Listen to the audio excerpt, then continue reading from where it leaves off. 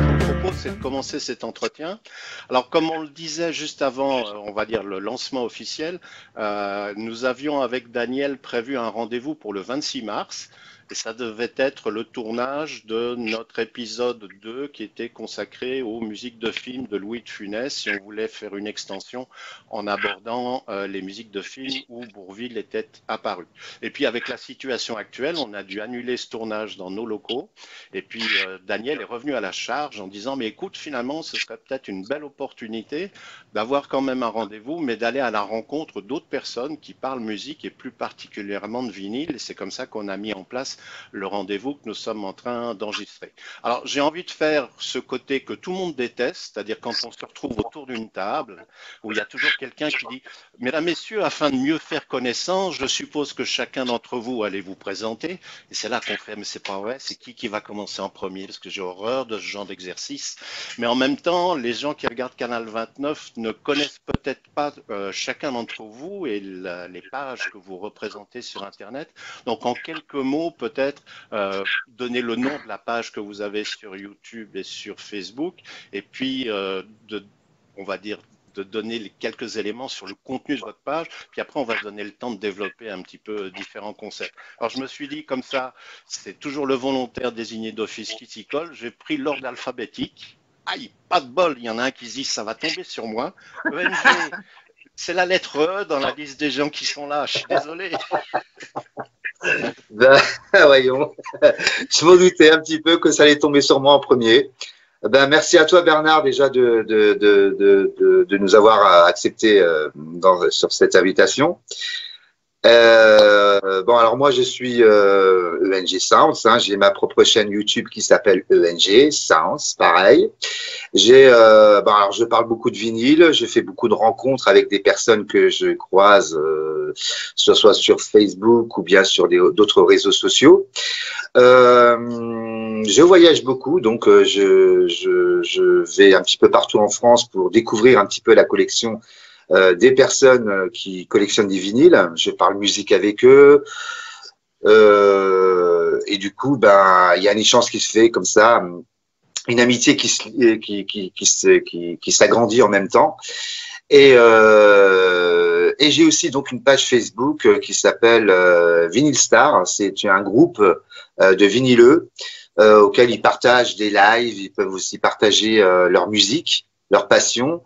Certains des personnes qui sont présentes font partie de la Vinyl Star. Bah, toutes les personnes qui sont là déjà présentes, et notamment Sébastien, Mr. Stabwacha qui est admin aussi avec moi sur la page, et que je remercie énormément parce qu'il a trouvé des idées formidables pour la Vinyl Star. Et je fais un petit coucou au passage à Constantin et puis à Fab Leroy qui sont un modérateur, l'autre administrateur.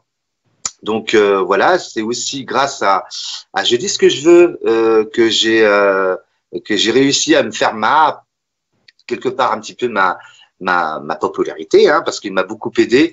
Il m'a fait rentrer aussi dans un groupe qui s'appelle la Vinyl Room, un groupe Facebook. Et c'est comme ça, petit à petit, que ça s'est fait. Raro Vinyl m'a donné beaucoup d'idées aussi, qui est présent. Il m'a beaucoup soutenu.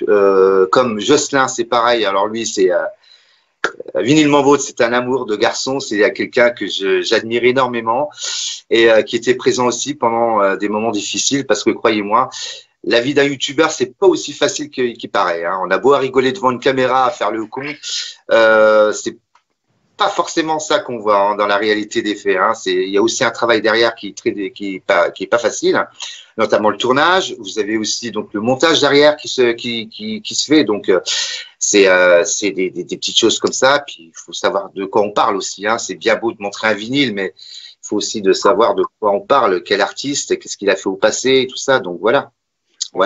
On aura l'occasion de développer un petit peu tous ces aspects, on va dire méconnus, le côté oui. background, parce que voilà.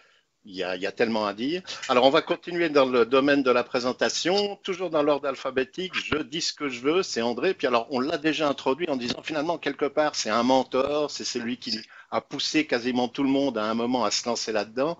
Même quand Daniel est venu sur Canal 29, dans les premiers messages qu'on a reçus, c'était je dis ce que je veux en disant bravo, continuez, ça mérite, développez tout ça.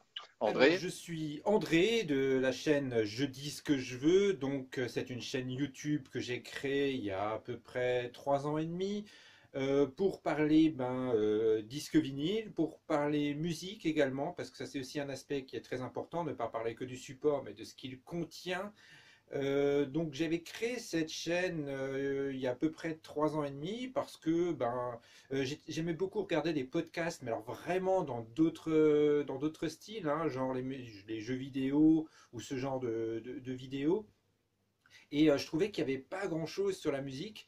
Et donc j'avais décidé de me lancer et puis de parler vraiment du support du disque vinyle en français. Voilà, c'est un peu ça ce qui m'a motivé. Et je souhaitais juste rebondir sur ce qu'avait dit ENG Sounds. Assez vite, quand j'ai commencé mes vidéos, c'est Raro Vinyl qui m'a contacté. Et il a été, j'ai presque envie de dire, mon associé, entre guillemets, mon assistant, parce qu'il m'a proposé des sujets, il m'a fait beaucoup de boulot en arrière-plan. J'avais limite juste à faire le tournage, la recherche était déjà faite. Et ça, c'est quelque chose qui est assez important. Et après, justement, lorsque j'ai rencontré NG Sound, donc d'abord rencontre virtuelle, et tous les trois, on s'est énormément influencés les uns les autres, parce que j'avais également leurs conseils, leur soutien, j'avais aussi tout ça justement derrière moi. Et ça, c'est aussi quelque chose qui est super important justement, c'est que c'est vrai qu'on fait les vidéos tout seul, mais on est parfois des groupes comme ça pour échanger, discuter, se conseiller, s'encourager également, parce que c'est relativement Dans l'ordre important. alphabétique, Daniel de Raro Vinyl. Alors, les gens de Canal 29 le connaissent, mais peut-être que d'autres téléspectateurs verront cette émission. C'est donc l'occasion de savoir Raro Vinyl, qu'est-ce que cela représente sur YouTube? Bah, bon, déjà, pour commencer, je voulais remercier à tout le monde qui ont accepté, sont présents aujourd'hui, André, Seb, NG, Jocelyn. Et merci aussi Bernard que tu as accepté cette idée. Je les remercie à tous du fond du cœur. Et puis voilà, moi, pour ma chaîne, pour un peu la décrire, en fait, à l'époque, ça s'est passé, c'est aussi grâce à André, parce qu'en fait, il était sur un groupe, maintenant je me rappelle plus lequel, et des fois, il partageait ses vidéos. Et c'est là que j'ai découvert qu'il y avait des youtubeurs qui parlaient de lui sur YouTube. Et puis c'est là qu'on discutait souvent ensemble. Et puis ça s'est passé comme ça. En fait, André, j'avais proposé, je sais plus comment ça s'est passé. J'ai dit, ça serait bien tu fasses des vidéos plutôt sur le vinyle, mais plutôt les disques rares, enfin les disques de collection. Parce que c'est vrai que sur YouTube, on n'en parle pas assez. Et André, ça lui a beaucoup plu cette idée. Et on a commencé à collaborer ensemble sur certaines vidéos qui sont géniales d'ailleurs. Et c'est vrai qu'André, il m'avait dit à l'époque, il m'a dit, Daniel, mais pourquoi tu ferais pas une chaîne où tu parles de ça? Parce que personne ne le fait. Puis moi, le problème, c'est pas que je voulais pas le faire, mais tu sais, j'ai peur de me montrer sur YouTube, parce que déjà, je suis en surpoids. Tu vois, j'ai un peu peur, parce que bon, après, qu'on est sur YouTube, on devient quand même un personnage, entre guillemets, public, hein. Après, les gens peuvent faire ce qu'ils veulent de nos vidéos, on sait jamais, quoi. Donc, c'est vrai que j'avais un peu peur. Et ensuite, il m'a motivé, puis j'ai dit, OK, pourquoi pas faire une chaîne sur ça. Donc ensuite, qu'est-ce qui s'est passé? C'est qu'il y a un copain à moi qui s'appelle Vincent, que je remercie d'ailleurs, qui m'avait aidé à faire le logo, etc. C'est vrai que je suis très pénible sur le graphisme. Après, mes vidéos, mes montages, ils sont pourris, ça c'est vrai.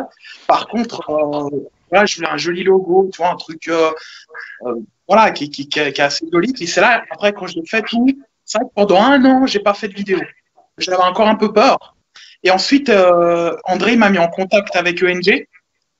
Et ENG, lui, il avait déjà fait des vidéos avant moi. Puis c'est vrai que ENG m'a un peu déconseillé tout ça. Puis je l'avais un peu motivé aussi. J'avais des conseils et tout. On était devenus amis, comme aujourd'hui d'ailleurs, toujours. Et c'est là que ENG, il m'a dit, écoute, Daniel, mais ça fait 1 an que tu as ta chaîne où il n'y a pas de vidéo. Vas-y, lance-toi, fais une vidéo. Puis là, après, j'ai dit, bon, je vais prendre une décision. Puis j'ai fait ma première vidéo. Donc voilà, c'est comme ça. Mais en tout cas, ma chaîne, voilà, j'ai voulu l'ouvrir, c'est surtout pour partager, enfin, parce que je trouvais que ça manquait sur YouTube des gens qui parlaient vraiment du vinyle de collection, quoi. Parce que voilà, il faut être honnête, il y a des disques qui sont hyper recherchés aujourd'hui, qui sont très cotés pour certains. Je voulais faire en fait une chaîne, pas pour dire seulement les prix, c'est pas ça qui est intéressant, mais pour expliquer aux gens pourquoi tel ou tel disque est rare et aussi leur dire les détails, pourquoi tel disque vaut tant, etc., etc. Donc c'est aussi pour, en guillemets, donner des bonnes informations et aussi pour donner envie aux jeunes de ma génération de collectionner les passages originaux. Voilà, donc ça c'était vraiment mon but. On aura l'occasion là aussi de développer un petit peu, parce qu'il y a la notion de généraliste en parlant du vinyle. Les gens qui sont plutôt sur un élément plus spécialisé ou un élément de niche, mais tout en continuant à parler musique et support vinyle. Donc là aussi, il y a eu des choix pour chacun d'entre vous. Alors, il y a encore, alors c'est Seb Watcha ou Monsieur Seb Watcha? Parce que quand j'ai regardé en ligne, je me suis dit, allez-je remettre l'impardonnable? Non, non, non. En fait, c'est plutôt Mister Seb Watcha. Et donc, en fait, moi, je suis un des petits derniers qui vient d'arriver sur YouTube. Ça fait pas longtemps que j'ai ouvert ma chaîne. J'ai ouvert une chaîne YouTube parce qu'en fait, au départ, tous les gens qui sont là, je suis fan d'eux. J'étais les premiers spectateurs de André, de NG, de Vinylement Vôtre et de Daniel de Raro Vinyl. Et je me suis dit, pourquoi pas moi? Parce que moi, j'écoute pas les mêmes choses qu'eux. Donc, je me suis dit, je vais proposer peut-être autre chose. Alors, sur ma chaîne, moi, on voit du vinyle, on voit du maxi 45 tours, du 45 tours, et aussi des fois, de temps en temps, des CD parce que je suis encore au CD aussi. Donc, voilà. Et aussi, je décline aussi la façon, enfin, une différence pour parler de musique, c'est-à-dire, voilà, j'ai une petite série où je différencie les paroles de la musique un petit peu en style d'humour aussi. Donc voilà, moi je suis le dernier arrivé, je suis tout nouveau dans YouTube. Voilà, et puis je remercie tout le monde en plus de me soutenir parce qu'il y a ENG qui est venu à la maison pour me donner un petit coup de pouce. Daniel, il me donne toujours des bons petits conseils aussi. Bon, je découvre plus Vinylement Vôtre. Bien sûr, je suis fan de ses vidéos et surtout de ses montages parce que je crois que c'est le roi du montage. Ça, il faut le dire. Moi, voilà, je suis très très fan de ses montages et puis bien sûr tous les conseils de André. Voilà, de je dis ce que je veux avec la façon de nettoyer ses vinyles pour pas trop cher. Moi, je me considère aussi comme un collectionneur à petit budget. Voilà, je fais voir aussi aux gens qu'avec un petit budget, on peut faire une belle collection. Et moi, je suis surtout un collectionneur à petit budget, quoi. Et le dernier de la liste, Vinylement Vôtre. Alors après tous ces compliments, ces supports, que va-t-il nous dire? Eh bien, bonsoir, je m'appelle Vinylement Vôtre. Bonsoir, Vinylement Vôtre. Alors, que dire? Là, dernièrement, je suis pas très actif sur ma chaîne YouTube parce que, en parallèle, j'ai une émission de radio, donc une chronique d'une heure que je dois faire toutes les 2 semaines. Donc, c'est sur une radio locale sur Brive-la-Gaillarde, en Corrèze. Donc, ça demande pas mal de temps d'écriture, de montage. On reste dans la même optique que le montage sur YouTube. Et j'ai aussi une chaîne Instagram où par moment je publie quelques matchs des matchs de vinyle où je publie donc un vinyle, une chanson, un vinyle avec une autre chanson, et puis les gens après choisissent dans tout ça. Mais en tout cas, merci pour votre accueil aussi, pour l'invitation. Merci Daniel, merci à toi aussi Bernard. Et puis ça fait plaisir aussi de vous revoir les loulous parce que ça fait un bail qu'on se voit pas. Oui, c'est vrai. Alors dans la conversation, quand vous vous êtes présenté, il y a un élément qui est arrivé, c'est le mot collection. Et alors, je dirais le danger du mot, c'est de savoir si quand on collectionne, c'est parce qu'on est amoureux de la musique, d'un support, et puis on a envie de trouver les pièces, ou est-ce que le mot collection implique le côté placement, finance, et alors du coup, le marché est complètement faussé, et chacun d'entre nous qui essayons toujours d'être à la recherche de quelque chose, on se rend compte de l'envolée des prix, de la disparition de certains éléments qu'on trouve plus aussi facilement sur le marché, parce que d'autres les thésaurisent, et on est rentré de Caribe en Scylla en se disant, mais là, notre passion, elle prend un petit coup de vieux, est-ce que je vais pas commencer à collectionner des boîtes d'allumettes demain? Alors, qui commence? C'est Boitcha qui lance? Allez, c'est parti. Non, moi, en fait, le problème de la collection de vinyle, c'est que quand on commence, bon, on n'arrive plus à s'arrêter. C'est-à-dire que, en fait, moi, le plus souvent, c'est je recherche des choses nostalgiques, voilà, de mon enfance. Mais aussi, faut savoir que les tarifs aussi sont pas toujours abordables sur certaines presses d'origine, sont pas abordables. Ou alors il faut savoir aussi qu'il y a des bonnes represses avec le son est quand même assez bon aussi, attention. Donc c'est pour ça que des fois, moi je privilégie plus aussi les pressages d'époque. Par exemple, je prends un exemple tout bête, il y a pas longtemps, j'ai acheté la BO de Subway du film de Luc Besson. Il est ressorti en represse à 10 € et moi je l'ai trouvé en pressage d'origine à 5 €. Donc des fois, il faut peut-être mieux privilégier, peut-être attendre, pas se précipiter pour acheter des vinyles et attendre et peut-être le trouver moins cher. Comment tu interprètes un peu cette notion sur la disparité des prix aujourd'hui et le mot collection? Est-ce que ça a pris un côté un petit peu placement bancaire ou le plaisir a totalement disparu? Je trouve que certains, il y a des revendeurs malhonnêtes qui revendent des vinyles à des prix qui sont ingérables, quoi. Je veux dire, quelque part, à un moment donné, il faut arrêter. Il y a des vinyles que vous pouvez trouver à 10 €, 15 €. Bon, ça va encore, c'est pas trop cher. Mais quand vous voyez le même vinyle un an après ou 6 mois après à 150 €, là, on dit stop. Là, c'est abusé. Et c'est vrai que des fois, il faut patienter. Même des fois où là, récemment, ça m'est arrivé récemment avec le Pink Floyd Pulse qui est sorti à l'époque, il était à 120 €, je crois. Et là, il y a eu les soldes. C'est vrai que les soldes, ça permet aussi de tomber sur la bonne occasion auquel vous tombez sur le vinyle qui, moi, je l'ai payé 50 €. Vous voyez, donc ça valait la peine. Mais c'est vrai que des fois, et là, je rejoins un peu ce qu'il disait Seb Watcha, et je pense que je dis ce que je veux, on pense la même chose d'ailleurs. Il faut savoir patienter un petit peu et pas être trop impulsif et aller vers et acheter n'importe quand, n'importe où, à tel et tel prix. Même sur le net, des fois, je trouve que c'est assez abusé. Certains disquaires aussi ne jouent pas le jeu non plus, d'où pourquoi les gens, quelque part, vont plus peut-être acheter des vinyles, des rééditions à 10 €, parce qu'ils vont peut-être pas dire, ouais, attends, moi je l'ai à 10 € là, je vois pas pourquoi je vais voir mon disquaire indépendant qui va le vendre 25 €. Moi, ça me permet en même temps, voilà, le gars, il va se dire, en même temps, moi, ça va me permettre d'acheter peut-être un deuxième vinyle. Et en plus, il sera tout neuf, avec bonne qualité de son. Donc voilà, après, il faut savoir, on sait très bien que les disquaires, ils ont besoin d'être là aussi, parce qu'ils ont besoin de vivre. Mais besoin de vivre, je le conçois tout à fait. Mais il faut pas qu'ils abusent non plus par rapport à des tarifs. Il y en a certains, ils sont corrects. Je dis pas tout le monde, je mets pas tout le monde dans le même sac, attention. Il y en a certains, franchement, ils sont corrects. J'étais avec Je dis ce que je veux à Strasbourg. Chez 33 Co et tous les autres disquaires qu'on a été faire à Strasbourg. Franchement, pour moi, ils étaient corrects. Dans d'autres villes, c'est pas le cas. Dans d'autres villes, le vinyle, vous allez le payer, au lieu de 5 €, vous allez le payer entre 25 et 35 €. Je peux comprendre une marge à se faire, mais il faut pas abuser. Il faut pas abuser à un moment donné. Voilà. Nullement d'autre. Collectionneur, oui, mais. Mais ça y est, je soigne mon syndrome de 33 tourettes, on va dire.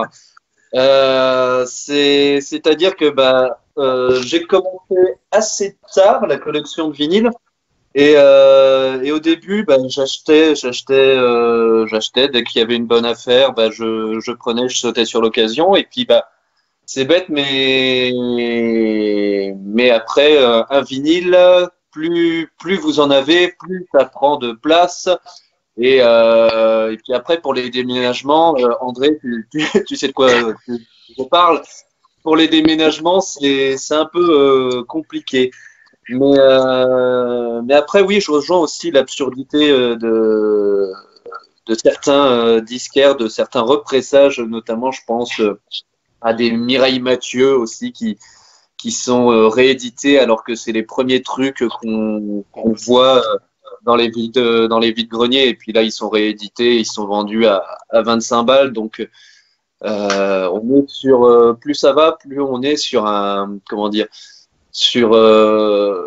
une offre où les gens ne savent pas de quoi, ils ne savent pas ce qu'ils vendent, quoi. C'est-à-dire que les gens offrent déjà des trucs mais qu'on ne cherche pas forcément, quoi.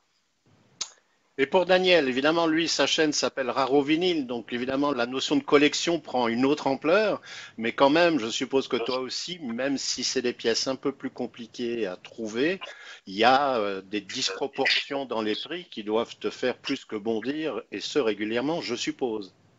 Alors, moi, je vais commencer déjà du début. C'est que le truc, c'est que pour moi, j'ai collectionné grâce à mes parents, parce qu'ils étaient déjà collectionneurs de disques. Et c'est vrai qu'au fil du temps, j'ai vu beaucoup, comment dire, il y a eu beaucoup de changements dans le milieu du vinyle. Oui, alors déjà, avant de collectionner, il faut aimer la musique, ça c'est le plus important. Donc, quand on aime la musique, voilà, on commence à collectionner les vinyles. Et ensuite, oui, pour moi, c'est un investissement pour les pressages originaux. Pour moi, c'est important. C'est pour ça que je suis toujours le premier à dire achetez toujours les pressages originaux en premier. Après, c'est comme ils ont dit mes collègues youtubeurs, malheureusement, il y a des disques, c'est aussi l'offre et la demande qui atteignent des prix extrêmement hauts. Hein. Donc ça, on le sait. Hein. Par exemple, le Beatles Sandwich, le From Into You, qui peut se vendre dans les 4 000, 5 000 euros.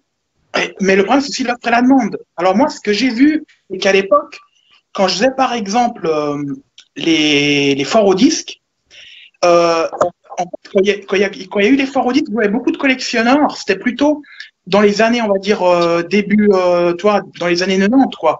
Quand il y a eu les CD, voilà, quand les CD ils ont arrivé, puis les vinyles ils commençaient un peu à disparaître, il y a eu ces collectionneurs-là qui ont maintenu en vie le vinyle, mais c'était des collectionneurs assez âgés qui collectionnaient plutôt les trucs vieillis, comme les chaussettes noires, les chats sauvages. À l'époque, c'était très recherché. Et à l'époque, peut-être. C'est bien. C'est bien. Voilà. Non, mais enfin, tu vois, c'est tout ça. Et à l'époque, c'est vrai que j'ai vu qu'il y avait beaucoup plus de collectionneurs qui regardaient beaucoup plus le détail de l'objet que maintenant. Maintenant, le vinyle, il est parvenu à la mode, parce qu'il a toujours été à la mode. Sauf qu'il y a une nouvelle génération de collectionneurs, des diggers, comme on dit. Et ces collectionneurs-là, ils vont faire coter un disque plutôt sur la musique.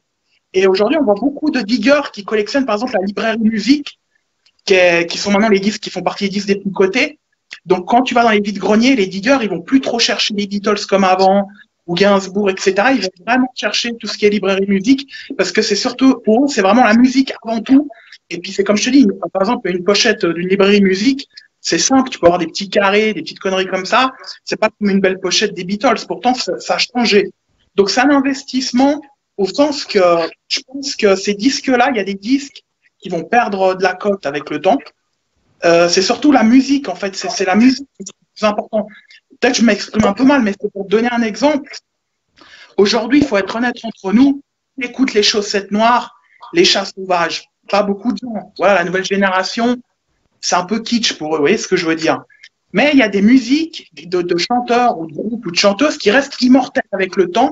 Et c'est ces disques-là qui prendront toujours de la valeur. Par exemple, les disques des Beatles, Gainsbourg, Michael Jackson, Prince, ça c'est des disques avec le temps ils vont prendre de la valeur parce que c'est des musiques qui sont comment dire immortelles qu'on peut écouter tout le temps. Mais par exemple il y a des musiques qui se sont arrêtées malheureusement dans les années 60 et ces disques-là ils perdent en fait de la cote. Oui. Donc en fait c'est un investissement. Phénomène de mode aussi quelque part. Sur une musique voilà. Qui marche sur un temps donné, et puis après, c'est pas obligatoirement quelque chose qui reste dans l'esprit collectif. Après, c'est vrai que moi, ce que je vois, je suis d'accord avec ENG, je suis d'accord avec Seb et tout le monde que des fois, il y a des disquaires, ils exagèrent avec les prix, mais après, c'est même pas leur faute. C'est la faute aussi des fans, des collectionneurs. Parce que voilà, plus un disque il est demandé, plus il est rare, plus on le voit moins sur Internet, plus les disquaires ils vont profiter à le mettre le plus cher possible et de toute façon, ils trouveront un acheteur. Après, voilà, mais après, effectivement, pour moi, aujourd'hui, je dis toujours, achetez les pressages originaux en premier, mais effectivement, il faut faire attention à ce qu'on paye cher, parce qu'il y a des disques, avec le temps, ils peuvent perdre de la cote. Par exemple, je suis désolé, peut-être il y a des gens qui ne seront pas d'accord avec moi quand ils vont regarder la vidéo, mais les disques de Johnny Hallyday, dans 30 ans, il n'y aura plus de cote. Parce que si on regarde la génération de fans oui, il y a beaucoup de fans en France, il y a très très peu de jeunes. Tu vois ce que je veux dire? C'est pas comme les Beatles, que les Beatles, il y a des jeunes qui commencent à acheter des Beatles, ils s'intéressent aux Beatles, ou les Rolling Stones, ou les Pink Floyd, tu vois ce que je veux dire? Il y a des chanteurs, des groupes, des chanteuses, qui avec le temps, les cotes descendent. Après, je suis d'accord qu'il y a des prix qui sont exagérés, mais après, c'est comme je dis toujours, c'est l'offre et la demande. Donc après, il faut pas acheter n'importe quoi, c'est sûr. Si un qui vous propose un disque à 1 000 euros, bon, si après vous n'êtes pas vraiment un collectionneur, ben, vous le prenez en réédition, quoi. Ça vous intéresse pas tellement l'objet. Mais si c'est un disque vraiment que vous recherchez, ben, il faut les payer, quoi. Moi, j'ai déjà payé des disques chers dans ma vie, donc, tu vois, c'est.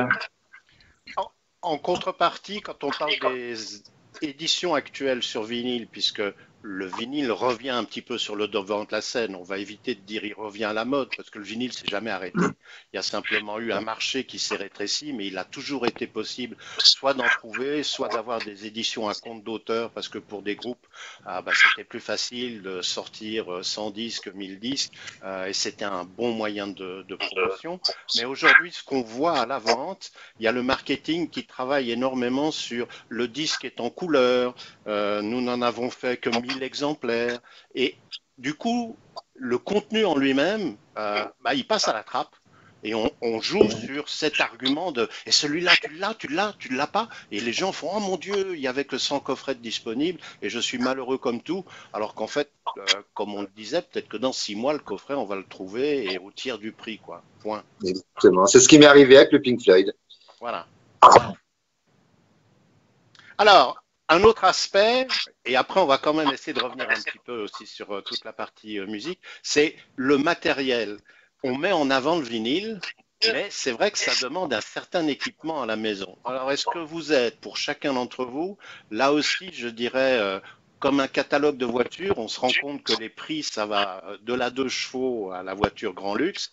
Et pour le matériel de reproduction sonore, c'est exactement la même chose. Donc, jusqu'où on peut mettre la barre, chacun d'entre nous, avec sa passion, pour se dire, attends, une platine, je peux mettre jusqu'à autant d'euros, mais je vais pas commencer à acheter un truc à 10 000 ou plus, parce qu'il y a largement au-dessus de 10 000 euros, malheureusement.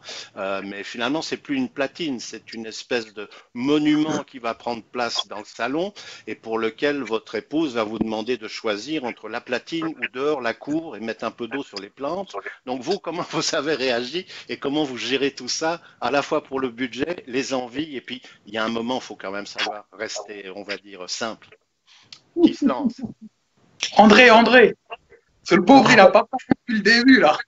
Alors, moi, pour ma platine, je l'avais achetée d'occasion. C'était avant d'avoir rencontré ma compagne et elle fonctionne toujours. Donc, j'ai aucune raison de la changer. Et donc, oui, je n'avais vraiment pas payé ça très très cher, une centaine d'euros. Et les cellules, j'ai vraiment pas payé ça très très cher, c'est vrai. Vinélement vôtre, l'équipement. On en voit un bout derrière toi d'ailleurs, parce que ça fait partie de ton décor. Eh bien, déjà, pour la copine, ça va être simple. Donc, je suis tout seul, donc ça va, je suis pas emmerdé pour ça. Sinon, après, là, c'est une platine que j'ai trouvée pareil d'occasion sur un vide-grenier pour 20 et quelques euros. C'est une Philips et honnêtement, ça fait très bien son travail. Puis l'armature est en bois, il y a un petit côté vintage. Et là maintenant, plus j'y repense, plus j'ai envie d'investir justement dans du matériel pour ne serait-ce que pour les enregistrer en fait les vinyles pour les émissions de radio parce que je suis obligé de passer sur du MP3. Là, je peux pas enregistrer en fait. Mais après, j'ai pas envie d'investir dans une platine à 70 balles où tout est en plastoc. Connexion USB. Voilà.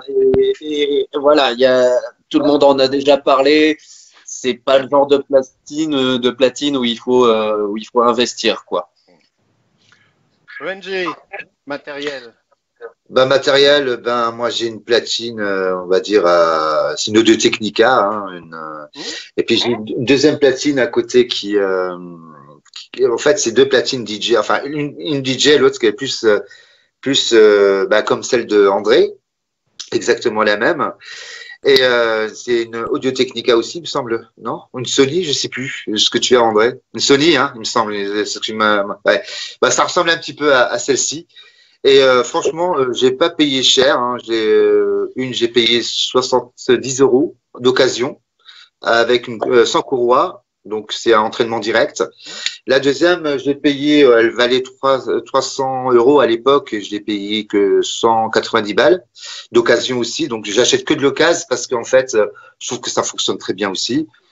Et puis elle a été peu utilisée, elle était encore dans son carton le jour où je l'ai acheté, donc il n'y avait pas de problème.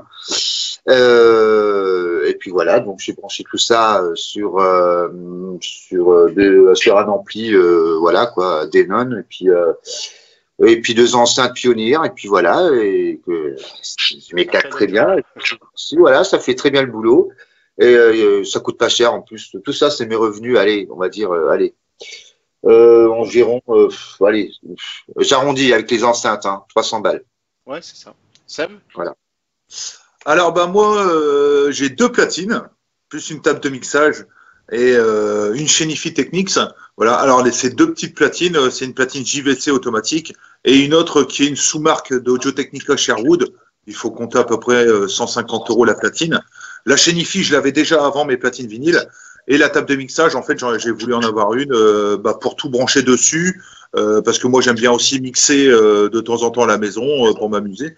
Donc voilà. Après, moi, c'est pas des grosses marques, mais ça fait très très bien le travail. On va dire 150 € minimum pour une platine. C'est la première, on va dire que c'est la première marque Audio-Technica.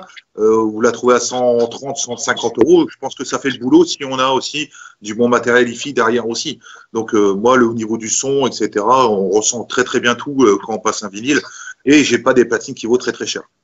Daniel, alors lui, c'est comme sa collection. Il va nous dire qu'il a une collection de platines à la maison. Vous vous rendez pas compte. Enfin, je ne sais pas pourquoi je lui donne la parole, franchement. Ah, t'es habitué avec lui, je pense. On a déjà passablement travaillé. Oui. J'ai toujours eu des platines simples, et puis c'est vrai que moi, c'est vrai, j'ai toujours été attiré vers le vintage, mais je voulais du vintage de luxe, on va dire. Et puis, il y a des magasins, voilà, qui vendent des platines aujourd'hui. Non, mais c'est vrai. J'ai fait pas mal de tours de magasins qui sont assez connus à Genève, aussi à Lyon, etc. Je vois des platines un peu comme il dit Jocelyn, en plastique, qui sont vendues à 5 000 €, même plus. Et on peut avoir le même son sur des platines vintage de luxe de l'époque. Et moi, c'est ça que j'ai voulu, en fait. Et par exemple, c'est pour ça que j'ai investi dans les 124. Après, attention, je précise, parce qu'il y a beaucoup de gens qui m'ont demandé des fois, oui, mais combien tu les as payés? C'est des platines assez chères. C'est sûr, si vous achetez sur eBay, c'est au plus offrant. Ça, on connaît eBay. Pareil, vous allez chez un disquaire, il va pas vous la donner pour 300 € la 124. Par contre, voilà, il faut faire comme j'ai fait moi. Toutes mes platines que j'ai achetées, que j'ai aujourd'hui, c'est des platines que j'ai chinées, que j'ai vu des annonces, que j'ai négocié avec des privés, quoi, des gens qui sont pas à la base vendeurs, alors qui savent la valeur, qui sont pas vendeurs de base. Donc, moi, j'ai 124 Torrance. Donc voilà, pour moi, c'est l'une des plus belles platines, même esthétiquement, qui a été fait au monde, avec un bras SMA. Et en tout, je l'avais payé à l'époque, je l'ai payé dans les 600 francs. Qui a un bon prix pour une 124 avec SMA. Et après, pareil, donc j'en ai, ouais, j'ai 324, mais enfin, c'est la platine que j'aime. Mais après, je suis très sur le vintage. Les haut-parleurs, j'ai pris des Revox Agora. C'est aussi une esthétique que j'aime beaucoup. Pour moi, ils font partie des plus beaux haut-parleurs. Après, c'est sur le fond, peut-être qu'ils vont dire que c'est pas le top du top, mais j'aime bien. Et pareil pour les amplis, je préfère tout ce qui est vintage, parce que des fois, c'est comme, je sais pas ce qui a dit là avant, on peut très bien trouver des amplis au même prix que quelque chose qui est nul à Mediamarkt, par exemple. Tu vois ce que je veux dire? Un beau ampli à lampe Torrance, tu peux le trouver à 400 € au lieu d'aller prendre à un magasin un ampli que je sais plus ce qu'il a dit, que dans 2 ans, ça vaut plus rien, quoi. Tu vois ce que je veux dire? Donc, le piège, ampli, pareil, c'est qu'on cherche aussi éventuellement à faire des investissements dans les platines. Et en définitive, la platine, c'est un petit bout de la chaîne. Par contre, la cellule, là, je veux dire, on peut passer des heures tous ensemble à en parler, parce que ça part aussi dans des prix de fou. Ah oui. Les technologies sont différentes. Et puis après, il faut les bras adaptés, etc. Donc, on part tous azimuts. Alors, ce que j'aimerais savoir pour chacun d'entre vous, on en a un petit peu évoqué quelques aspects quand vous vous êtes présentés, c'est le temps que vous passez pour réaliser ce que vous allez mettre en ligne. Et après, avec l'expérience de chacun, qu'est-ce qui est le plus facile à réaliser et qu'est-ce qui donne le plus de retour? C'est par exemple les nouveautés de vos achats sur le mois, un unboxing, ou bien tout simplement un sujet fixe, on l'étudie et hop, on fait un face cam, on se lance, on met le truc dans la boîte, on le recommence peut-être 3, 4, 5, 6 fois quand c'est un bon jour et qu'il pleut pas, voire plus les mauvais jours. Donc, tout ça, qu'est-ce que ça représente pour chacun d'entre vous et les retours que vous avez selon le style de la vidéo que vous avez mise en ligne. Alors, on va commencer par, allez André, tu mets une claque à ton téléphone en lui disant tu vas me faire un son correct. Alors, le temps que je passe à faire des vidéos, ça c'est très très variable, mais c'est vrai que par exemple les vidéos des nouvelles acquisitions, c'est pas un grand montage, et là-dessus j'ai toujours de très très bons retours, j'ai pas mal de vues, j'ai pas mal de commentaires, alors qu'il y a d'autres vidéos par exemple où on passe beaucoup plus de temps à préparer, à faire des recherches, à faire un gros montage derrière, les incrustations et tout, et finalement on se rend compte que les gens, ça ne les intéresse pas, et d'un sens, on ne peut pas les blâmer parce que parfois il y a un sujet qui nous tient à cœur et un sujet qui nous intéresse et on se rend compte finalement que ce sujet n'intéresse peut-être pas le public, quoi. L'unilement vôtre, toi, le temps que ça représente, parce que tout le monde a loué tes vidéos, ton montage, et on sait toujours que pour résumer les choses, quand on dit montage, c'est 1 minute de vidéo, 1 heure de travail. Je crois qu'on a tous à peu près la même norme. Ouais, oui. Bah là, pour la vidéo, par exemple, de Rammstein, sur le dernier album de Rammstein, il y a à peu près 4 mois de travail en comptant tout ce qui est montage et tournage, et puis c'est bête, mais aussi tout ce qui est demande d'autorisation, parce que j'avais tourné dans une église et donc il faut demander les autorisations, donc ce qui m'a valu une drôle de conversation avec l'archevêque de Poitiers où j'ai dû lui parler de Rammstein, j'ai dû lui expliquer ce que c'était comme groupe, c'était assez drôle. Mais après, oui, voilà, c'est ce qu'il faut, c'est du temps. Et là, en ce moment, je n'ai pas beaucoup de temps, donc j'ai beaucoup moins de temps. Ça fait 3 fois que je dis le mot temps, 4 maintenant. Et oui, c'est juste la disponibilité qui est un peu plus compliquée, surtout pour tout ce qui est montage, quoi.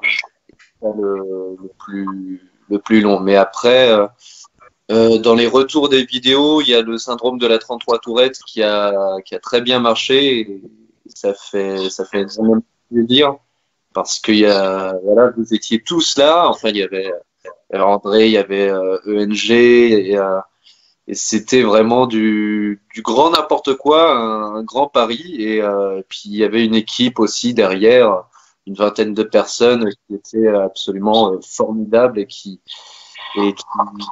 m'ont soutenu, quoi. Et après, il y a comment ça s'appelle, les chasses au vinyle aussi qui marchent pas mal. Donc c'est tout ce qui est dans les vides-greniers et tout. Donc là, j'en ai 2 qui sont tournés, mais il faut que je les monte. J'en ai un en Bourgogne et puis un à New York.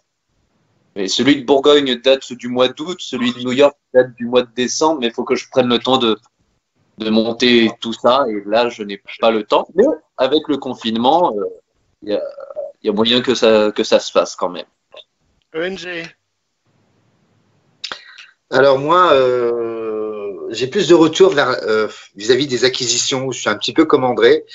Alors pourquoi? Je sais pas, mais c'est le truc qui marche très bien. J'ai plus de vues là-dessus que sur les vlogs. Et les vlogs, ça commence un petit peu à grimper parce que bon, les gens ils voient que je voyage par mes propres moyens et que je vais à la rencontre d'autres personnes.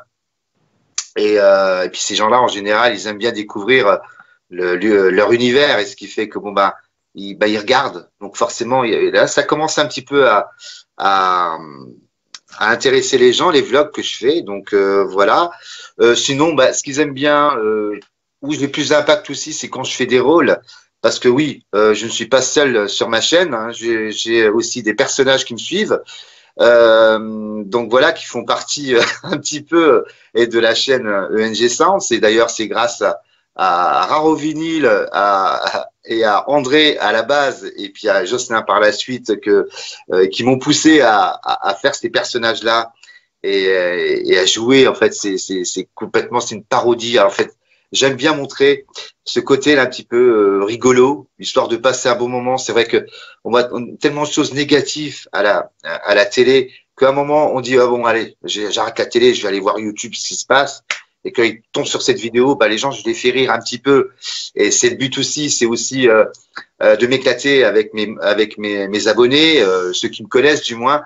Et puis ceux qui me connaissent pas, bah, venez découvrir un petit peu le milieu, quoi, et partager ce moment-là avec mes abonnés, et puis avec mes amis aussi qui me suivent, et tous les youtubeurs à côté qui me suivent, et puis voilà, quoi, j'ai beaucoup de retours à ça, et puis beaucoup de gens qui me disent continue à faire ça, ça nous manque des fois, parce que c'est vrai que là ces derniers temps je suis assez calme à ce niveau-là, au niveau des personnages, mais il y en a qui disent ah il y a Taylor qui me manque, ou bien tiens il y a Sakina, c'est pareil. Ou Pascal Landrieux qui était dans la 33 Tourette d'ailleurs avec Vinylement Vôtre, et puis voilà, donc c'est des petites choses comme ça que les gens, ça les fait plaisir de voir ça parce que ça les éclate, et j'ai envie de faire rire aussi un petit peu les gens, voilà, c'est aussi le but. On vit dans un monde tellement triste, en plus là ce qui se passe actuellement, ça voilà, donc c'est vrai que un petit délire comme ça fait pas. Voilà, ça fait pas de mal, ça fait pas de mal du tout. Seb, pour toi? Alors pour moi, bah, sur ma chaîne, comme je vous avais dit, moi je suis le petit dernier arrivé, donc déjà c'est un petit peu plus compliqué pour les derniers arrivants parce que il faut essayer de proposer autre chose. Pour pas non plus, moi j'ai pas envie de coller ce que fait André ou ce que fait Charles ou ce que fait Daniel, donc j'essaie de trouver aussi des autres idées. C'est vrai que sur ma chaîne pour le moment, bah, c'est mes derniers achats à chaque fois qui marchent le mieux, hein. Moi je les fais une fois tous les 2 mois justement pour pouvoir faire toujours la même chose. Et par contre je vais rejoindre aussi Jocelyn de Vinylement Vôtre. Les vidéos où on prend le plus de temps à monter, c'est-à-dire moi j'ai fait, j'appelle ça les vidéos spéciales sur des groupes particuliers. Ben en fait c'est ceux qui marchent le moins bien quoi sur ma chaîne. Et pourtant c'est ceux qu'on a pris plus de temps de recherche, plus de temps de montage, etc., etc. Et c'est ceux qui marchent le moins pour l'instant. Les unboxings aussi, ça commence à tout doucement bien marcher aussi sur ma chaîne. Il y en a eu un où tu as été particulièrement ému, d'après ce que j'ai vu il n'y a pas très longtemps en ligne. Ouais, bah en fait, de film. C'est ça. Ouais, bah en fait, mon fils m'a fait un cadeau surprise. Et ben en fait, je me suis dit bon bah comme il m'a fait un cadeau, je vais l'ouvrir, et je savais vraiment pas ce qu'il y avait dedans en fait, parce que mon fils m'a dit bah tu vas recevoir un colis, et puis lui il était reparti, et je l'ai reçu le samedi, et donc je l'ai tourné directement quand je l'ai ouvert quoi. Et effectivement c'est une BO que je cherchais, la BO de Forrest Gump. Il a trouvé et ce qui est bizarre aussi c'est qu'il a trouvé à la face cachée, un disquaire de la face cachée à Metz, donc il a fait venir de là-bas. Et donc moi qui l'ai cherché en plus les tarifs étaient quand même, il fallait compter à peu près 35 € la BO, donc moi ça m'embêtait de mettre les 35 €. Et mon fils donc il l'avait trouvé un petit peu moins cher, donc il m'a offert ça. Et effectivement j'étais très très ému parce que je l'ai cherché cette BO, donc effectivement. On a vu ça en ligne. Daniel. Bah moi, c'est vrai, comme tu dis, on passe beaucoup de temps à monter. Moi c'est vrai que c'est un peu compliqué parce que je fais tout avec le téléphone portable. Là, je suis en train un peu de me mettre sur l'ordinateur. Moi aussi, je fais sur mon portable. Mais c'est vrai, depuis que je suis avec toi, Bernard, ça me c'est plus facile pour moi. Toi, là, je suis vraiment pépère. Je monte mes disques et c'est tout toi qui te débrouille. Voilà. Donc, ça, je suis plus tranquille. Hein, ça m'arrange beaucoup pour être honnête avec toi. Non, alors la vidéo qui a le plus marché, je voulais faire quelque chose. J'avais parlé d'ailleurs à mes collègues, c'était d'aller à la rencontre des gens dans les foires aux disques et leur demander ce qu'ils achètent. Je trouvais intéressant. À Lausanne, hein. Voilà, je l'avais fait à Lausanne. Alors c'est vrai que tu sais, en Suisse, les gens des fois ils sont un peu trop renfermés, donc c'est pas facile toujours de faire. Mais c'est une vidéo qui a eu beaucoup de succès sur YouTube. Les gens ils ont beaucoup aimé parce qu'ils aiment beaucoup quand moi et mes collègues YouTubeurs on présente nos achats. Mais ça leur fait aussi du bien des fois de voir un peu des gens lambda qui n'ont pas l'habitude d'aller sur YouTube et puis qui montrent un peu ce qu'ils achètent. Et puis dans ma vidéo, c'était assez surprenant parce qu'on voyait des jeunes qui écoutaient Frank Sinatra, Brigitte Bardot. Non mais c'est vrai. Donc c'est aussi pour ouvrir vraiment le plus possible aux gens le partage. Donc ça c'est vraiment la vidéo qui a le plus marché. Et après c'est vrai que je voulais faire aussi comme Jocelyn, de faire un peu un style de chasseur de vinyle quand je vais un peu trouver les disques, etc. Mais ça sera pas prévu pour maintenant, pour la simple bonne raison, c'est qu'on trouve presque plus rien à Genève. parce que les disques sont triés presque partout, donc je vois pas trop l'intérêt de faire ce genre de vidéo, en tout cas sur le territoire où je suis. Parce que c'est vrai, c'est pas un coup de gueule, mais tu vas dans des boîtes caricatives à Genève, les disques ils sont déjà triés à l'avance, ça sert plus à rien d'y aller. Dans les marchés au plus, ils exagèrent avec les prix, c'est plus cher qu'Internet. Donc en fait, on se retrouve tous à faire des unboxings tout simplement parce que des fois, Internet, c'est vraiment moins cher que les vides-greniers. Et enfin, moi, je parle pour Genève. Après, je sais pas dans les villes de mes collègues comment c'est, mais à Genève, c'est devenu très, très compliqué d'acheter des vinyles. Et c'est pour ça aussi, c'est comme je le disais avant, tu as beaucoup de diggers qui achètent uniquement maintenant des musiques de librairie parce que c'est ce que là, ils connaissent le moins, parce que la librairie, voilà, il faut vraiment bien connaître. Tandis que si tu vois sur une pochette Beatles, moi, je vais te raconter juste une histoire comme ça. J'avais été à Lausanne, dans une grosse association caritative qui vendait des disques. Il y avait quand même attendez juste un instant, parce qu'il y a mon chat qui est rentré. Voilà. Non, puis j'avais été là-bas, puis je me rappelle d'une scène, c'est que j'attendais à l'entrée, puis j'avais vu un collectionneur que je connaissais des années 2000. Et ce collectionneur-là, il m'avait dit, ah, moi, tu sais, maintenant je fais uniquement les livres, je fais plus les vinyles. Puis je comprenais pas trop pourquoi. Puis il m'avait expliqué, il m'avait dit tout simplement parce qu'on trouve plus rien. Tu vas dans les boîtes caricatives partout, à Lausanne, mais même à Genève, tu trouves pas parce qu'il y a tout qui est trié à l'avance. Puis j'étais monté, donc ils avaient ouvert les portes, je monte en haut, et j'avais vu des rééditions des Rolling Stones à 150 francs suisses quand même.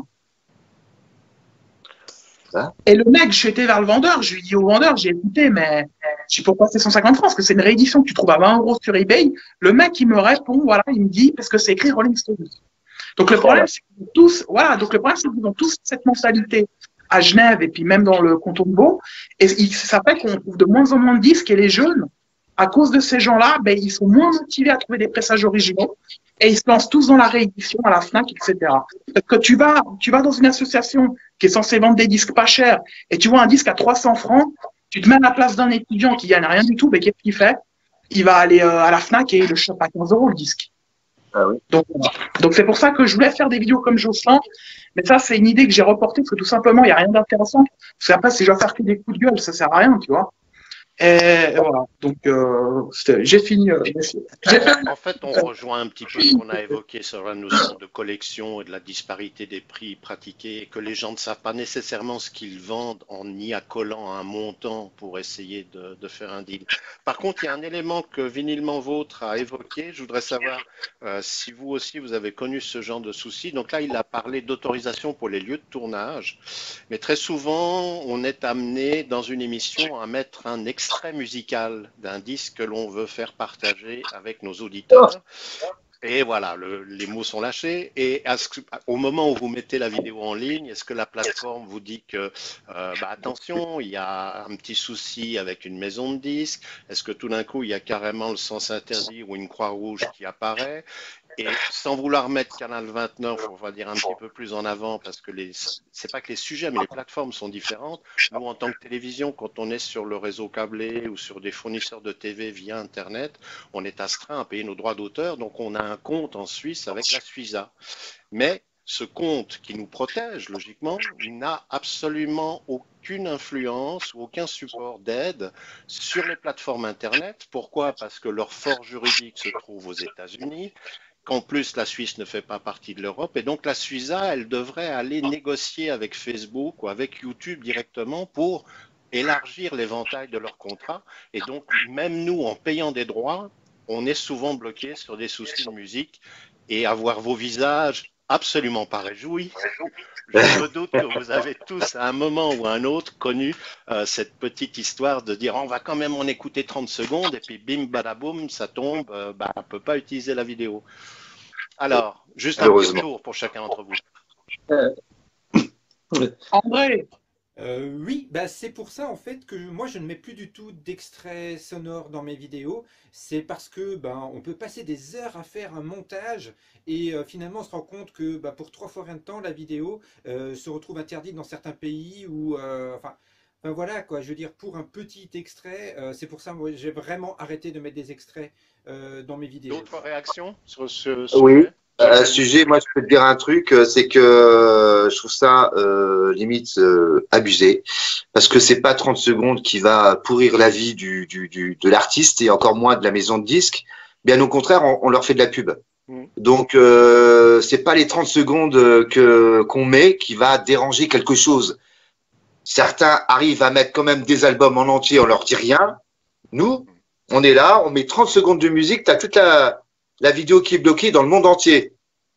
Moi, ça m'est déjà arrivé avec un artiste, j'ai mis 26 secondes, et ben c'était bloqué dans le monde entier. Et c'est ça que j'ai pas compris. Alors maintenant, alors moi je cherche pas à être monétisé personnellement parce que moi la monétisation, je m'en fous, mais complètement à la limite. Si ça va à l'auteur lui-même qui a fait la musique, moi ça m'arrange parce qu'en même temps c'est pour lui. Et puis voilà, moi j'ai envie de montrer en fait, c'est vrai que les gens nous regardent sur YouTube et puis ils disent merde, ils nous montrent un vinyle mais on sait pas ce que c'est. Alors on est obligé nous-mêmes de mettre une playlist en dessous pour montrer ce que c'est, mais il faut prendre les musiques de chez YouTube. Mais nous-mêmes, on peut même pas mettre un extrait. Et je trouve ça aberrant. Moi, enfin, je trouve ça complètement aberrant. Alors que c'est que 30 secondes. On fait de la pub en même temps pour la maison disque, pour la maison mère, et puis pour l'artiste aussi. C'est pas pour nous que ça. Nous, on le fait ça pour le partage, justement, pour montrer aux gens que ces gens-là, ces artistes-là ont existé. Ils sont peut-être plus de ce monde aujourd'hui, mais peu importe, ils ont existé. Et si vous voyez leur album, achetez-le. Parce que ça vaut le coup. Voilà ce qu'on veut faire comprendre aux gens. C'est pas pour avoir plus de pognon pour nous. Nous, on s'en fout complètement. Nous, c'est le partage qui compte.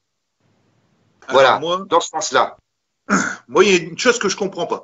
C'est-à-dire que à l'époque, quand les CD, les graveurs de CD sont arrivés, tous les artistes et tous les maisons de disques se sont battus pour qu'on arrête de graver nos CD, etc., parce qu'on piratait leur œuvre. Là, quand on fait des vidéos, on montre quand même qu'on a acheté un album neuf, que ce soit neuf ou même d'occasion, on a acheté un original et qu'on veut le faire partager. Donc c'est pas comme si on l'avait piraté. On l'a acheté, on fait bien voir qu'on le met sur notre platine, c'est bien notre vinyle.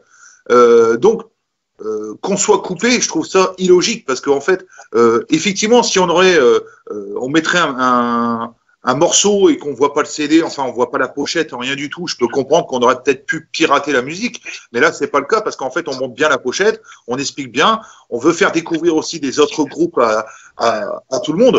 Donc en même temps c'est aussi, comme disait ENG, c'est pour faire leur pub. Nous on est là, si on achète leur album, c'est que ça nous appuie, on veut faire découvrir ça à d'autres personnes. Et je trouve ça malheureux que YouTube, même Facebook, hein, parce que Facebook, oui. on a le cas sur, on a le cas sur la page Vinyl Star. Dès qu'on veut mettre un petit extrait pour faire découvrir aux autres, eh ben ça bloque parce que voilà. Moi, j'ai déjà eu le tour aussi sur une de mes vidéos, la vidéo consacrée à Biffy Clyro, que j'ai dû recommencer 4 fois le montage parce que YouTube m'avait bloqué, je pouvais pas la mettre en ligne parce que j'avais mis un extrait de clip. Ou alors un extrait même de mon vinyle qui tournait et je pouvais pas la mettre, j'ai dû couper plusieurs. Alors, ce qui est quand même rigolo, c'est que je mets un extrait du clip, ça a été coupé, mais par contre, je mets la pochette de l'album avec un titre en MP3, ça passe. Donc là, il va falloir qu'on m'explique quand même. Vinylement vôtre.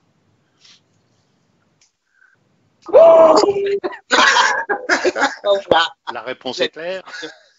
Non, en gros, en fait, les deux se défendent.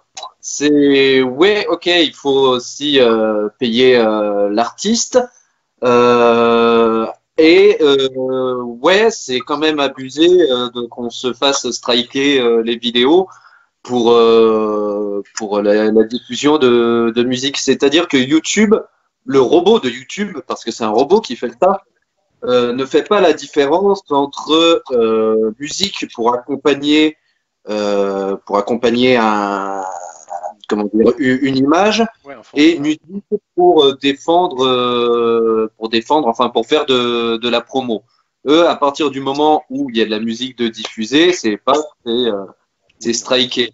Et Seb, à mon avis aussi, c'est pour le clip, oui, c'est l'image aussi, parce qu'il regarde aussi, enfin le robot a une reconnaissance aussi avec l'image. Ça m'était déjà arrivé sur un épisode des Doors où je me suis fait striker la vidéo parce que j'avais utilisé les images d'un clip, je sais plus lequel c'était, mais c'est vrai que pour les petits youtubeurs comme nous, pour les débutants, c'est vite, comment dire, on arrête vite, quoi. C'est déprimant. Et puis après, pour les gros youtubeurs, ils ont les sous, ils ont les autorisations, tout ça. Après, il y a tout ce qui est marketing avec, il y a une marque qui paie la vidéo et qui leur permet donc d'utiliser des sons.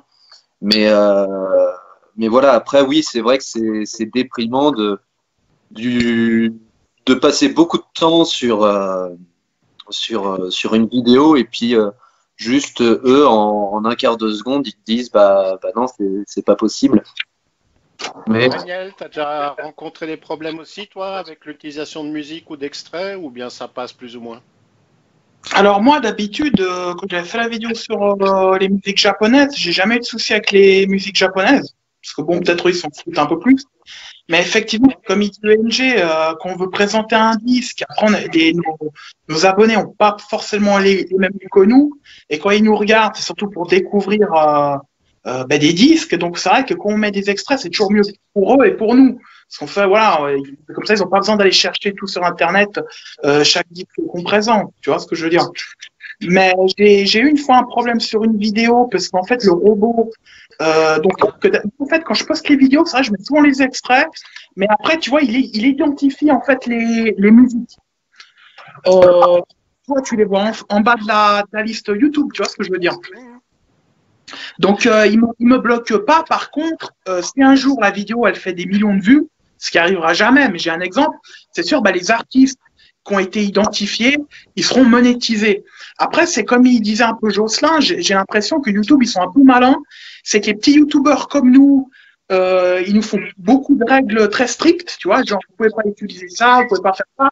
Mais c'est comme il dit Jocelyn, les grands YouTubeurs, comme on surnomme les influenceurs, on leur donne plus de carte blanche parce qu'ils sont influenceurs, contrairement à nous. Parce que nous, on a peu d'abonnés, tu vois, parce qu'un influenceur, à la base, son but, c'est de, comment t'expliquer, c'est d'arriver à donner aux gens d'acheter des choses, tu vois. Donc, s'il met un extrait d'un disque, s'il a 4 millions d'abonnés, c'est sûr que YouTube, ça va pas poser problème ni à la maison de disques de l'artiste, parce qu'ils disent, le mec, il a quand même 4 millions d'abonnés, t'as 4 millions de types qui vont écouter cet extrait, peut-être t'as 1 million qui savent pas, qui le connaissaient pas, qui vont acheter le disque. Que nous, par exemple, on a très peu d'abonnés dans nos chaînes. Pour eux, on sert un peu à rien. Tu vois, on n'est pas des influenceurs, donc ils nous font des règlements un peu stricts parce qu'ils veulent pas qu'on utilise des musiques pour voilà quoi. C'est un peu comme il a dit. Ils ont dit tous mais comme youtubeurs, tu vois ce que je veux dire. Après, Mais moi, ça m'est arrivé une fois, mais c'est vrai que des fois, c'est un peu déprimant. Alors moi, j'ai un petit truc, par contre, que j'aimerais vous dire, c'est que des fois, quand je veux mettre des extraits, je mets en privé sur ma chaîne déjà l'extrait, il dure, je sais pas, 1 minute. Si je vois que le robot, il identifie seulement, mais il la bloque pas, je mets l'extrait. Si je vois qu'il bloque, je le mets tout simplement pas. après c'est les grandes majors, hein, surtout qui bloquent. Hein. C'est les plus grosses majors qui bloquent, qui nous posent des problèmes. Après, les petits labels indépendants, moi, quand je mets des extraits, j'ai jamais beaucoup de soucis, quoi. C'est vrai, non, c'est vrai. Après, c'est vrai que c'est un peu compliqué parce que c'est sûr que c'est mieux qu'on mette des extraits, mais c'est vrai qu'on est plus pénalisés, nous, les petits youtubeurs. Bon, le paradoxe pour nous, le dernier blocage qu'on a eu, c'était en plus même pas de la musique de variété, c'était de la musique classique. Et là, c'est Warner Bros qui est tombé dessus. Ah ouais, ouais. Et c'est C'est toujours Warner. c'est un spectacle sur lequel on a l'autorisation de filmer, mais la pièce s'ouvre avec un lever de rideau et il y a un extrait de musique classique. C'est boum, c'est striké, quoi. Et on n'est pas monétisé non plus. Donc, je veux dire, on est vraiment dans un cas de figure qui est passionnant juridiquement, mais personne n'a les moyens de commencer à travailler là-dessus. Alors, comme ça va faire quasiment 1 heure qu'on enregistre, mine de rien, le temps passe rapidement. Ce que je vous propose, c'est peut-être de s'approcher sur une conclusion et de demander à chacun d'entre vous quels sont les projets que vous avez pour les semaines ou les mois à venir, et peut-être pas nécessairement parce que vous êtes tous confinés chez vous. Qui se lance? Vas-y. Je l'ai vu,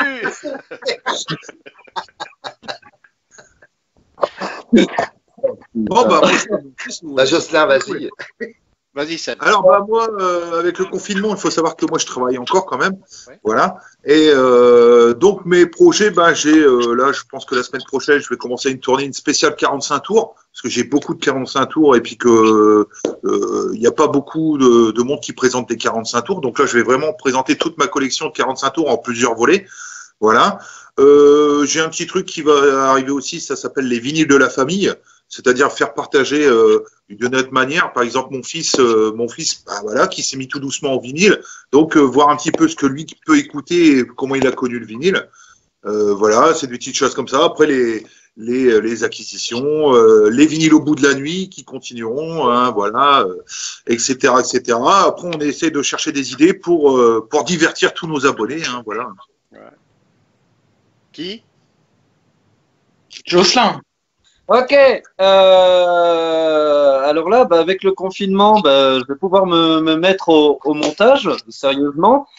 Ouais, j'ai deux chasses de vinyle à faire. Bon, faut que je retrouve les vinyles que j'ai trouvés là-bas. Mais sinon, après, là, j'ai pas mal de boulot aussi parallèlement parce que bah, je suis comédien et là, je dois préparer. Enfin, je dois apprendre 3 textes pour le mois de juillet, dont un seul en scène avec avec 100 et quelques pages à apprendre. Donc, donc ça va mettre du temps. Mais voilà, maintenant du temps, on en a, donc profitons-en, j'ai envie de dire, pour faire ce qu'on a envie de faire et puis aussi écouter tout un tas de vinyles, surtout ça, et puis continuer à partager ça avec les copains ou même les ennemis, mais voilà, on continue à partager de la musique en prenant soin de soi et puis de l'autre aussi, quoi. ONG? Donc moi, bon, bah, il y a des acquisitions. D'ailleurs, je vais vous montrer un petit peu vite fait, hein, parce que c'est vrai que là, il y en a pas mal. J'ai 4 fois ça à présenter. Alors, je ne sais pas si vous voyez bien. Ils sont tous à toi ou tu as en emprunté? Ah non, c'est tous à moi ça. Mais j'ai au moins 3 ou 4 fois ça à présenter. Donc ça fait des vidéos. Hein. Ça fait Il a pas mal attrapé de le 45 tourettes, lui. Le 45 tours tourette, parce que ça va encore plus vite, il achète encore plus.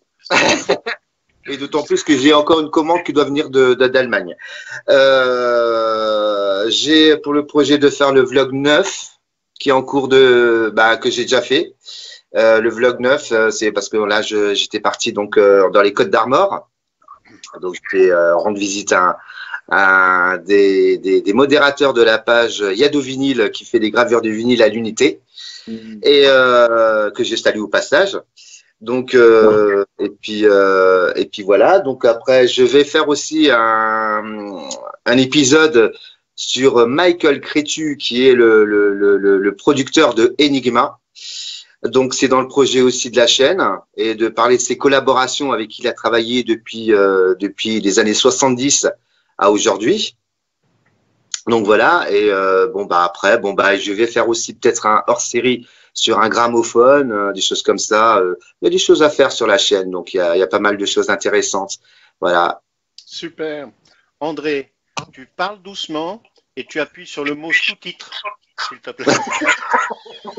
Alors, dans mes projets, je voulais continuer, moi, la série 3 chansons pour découvrir, parce que j'ai encore beaucoup d'artistes que j'aurais envie de faire découvrir aux gens, des chansons aussi que j'aime beaucoup, et c'est un format court qui permet justement de découvrir.